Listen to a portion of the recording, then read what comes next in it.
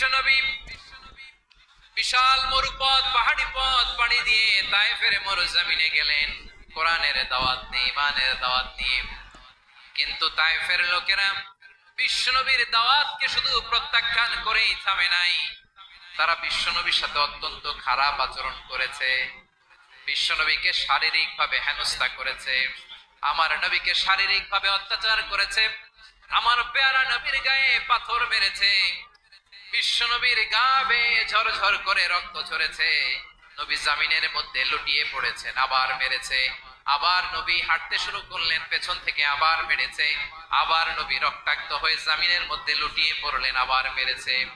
বিশ্বনবীর মতো এত সুশ্রী মানব, বিশ্বনবীর মতো এত শুভ্র মানব, বিশ্বনবীর মতো এমন চমৎকার দেহাবয়ব দিয়ে রব্বুল আলামিন কাউকে বানান নাই।